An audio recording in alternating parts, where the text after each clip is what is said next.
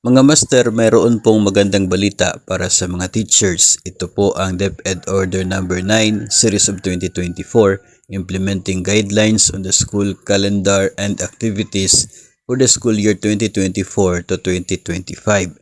Magandang balita dahil sa DepEd Order na ito ay siniguro po ni DepEd Secretary and Vice President Inday Sara Duterte na tuloy-tuloy pa rin ang 30 days na uninterrupted vacation ng mga public school teachers next year. Magsisimula po yung break sa April 19. April 14 to 15 kasi yung end of school year rights. 16 yung start ng break. Nagkataon din po na Holy Week sa linggong yan. So pagdating po ng Lunes, talagang mandatory na po na wala ng activities si DepEd para sa mga teachers. Magsimula po yan sa April 19 hanggang sa May 18, 2025.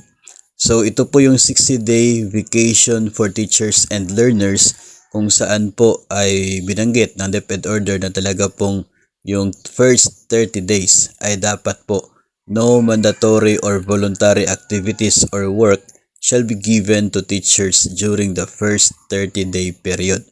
Ang mga susunod naman po na activities ng DepEd ay mangyayari po sa second part ng vacation na yan, including po doon yung palarong pambansa, National School Press Conference, yung NLC, at sinasabi po ng DepEd order na participation on those activities shall be voluntary.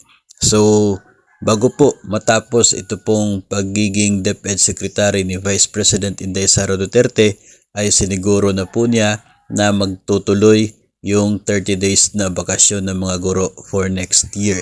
Actually, mayroon naman pong chance na ito ay magbabago. Depende po kang Senator Angara na magiging next DepEd Secretary. Diba?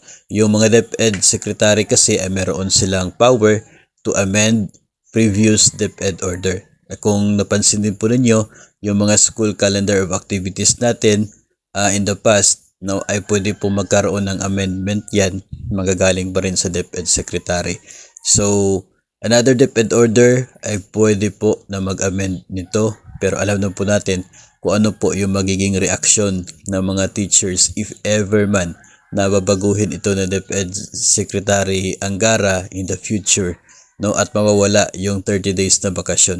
Alam na po natin kung ano yung magiging reaksyon ng mga guro. Pero sa ngayon mga master ay at least, no, bago matapos yung pagiging secretary ni Vice President Duterte ay siniguro niya na until next year, no, ay talagang magkakaroon pa rin ng bakasyon unless kung babaguhin ng susunod na DepEd Secretary.